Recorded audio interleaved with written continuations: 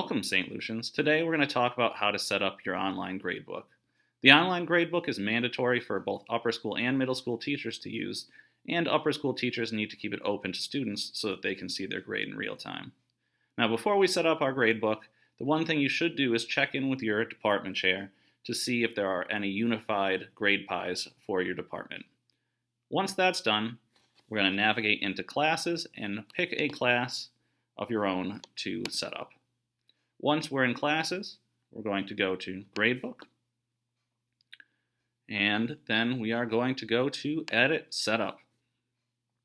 Now, the first thing that you'll notice on the top here is that you can set your gradebook by year or marking period, and we're always going to use marking period. It's also summer right now, so you can see that I only have a summer semester, but when you set it up, it'll look something more like this. Cue the video magic. Under first semester, the first drop-down menu is Calculation Method. This is arguably the most important and complex choice that you will make regarding gradebook setup. I will give a short summary of each of the three types of calculation methods, but for a more in-depth look, there will be a Google document with detailed mathematical explanations and examples added within this week of orientation that you should also check out. Percentages. The assignments are averaged together within each assignment category. The average is used to calculate the cumulative grade based on weights the teacher has entered. Select this option if the cumulative grade is based on something like 30% homework, 40% quizzes, and 30% exams. But each assignment within those categories count equally.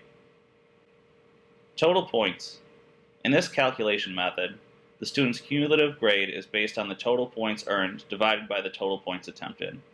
Select this option if the cumulative grade is based on straight points, and you do not take into account the type of assignments when calculating the grade.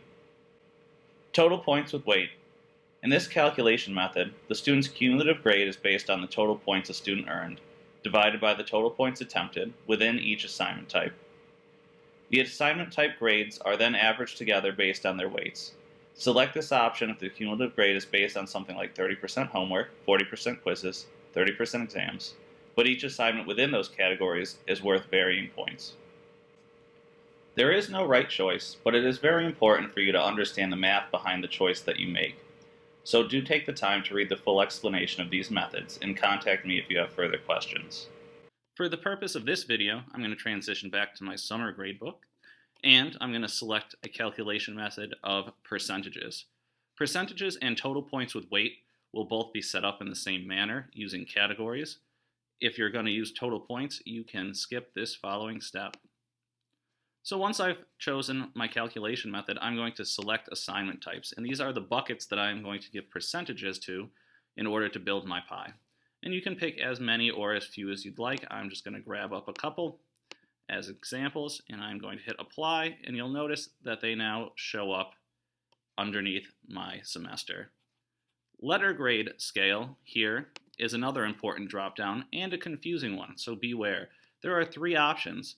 There is a blank option, which is actually a 0 to 100 scale, which I would suggest that you use. There's the letter grade scale, where you will get a drop-down menu to choose a letter grade for every assignment in that category.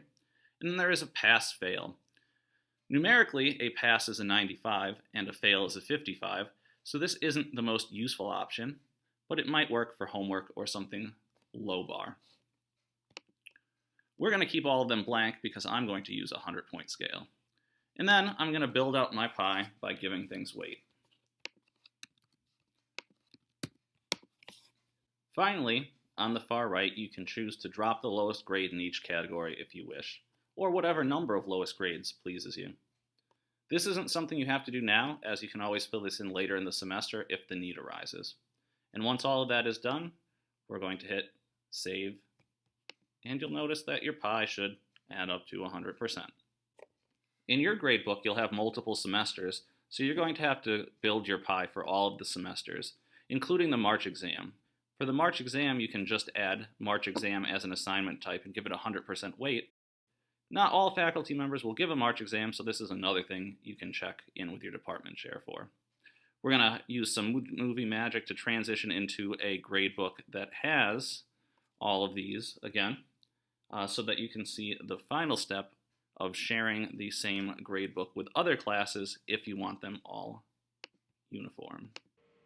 Below all these fields are check marks next to the titles of your other classes. If the class you are currently setting up shares the same grade pie and assignment types as one or more of your other classes, check them below and you won't have to redo this process for those classes. Once you've finished with all of your semesters, click Save and Close and your gradebook is now set up and ready to go.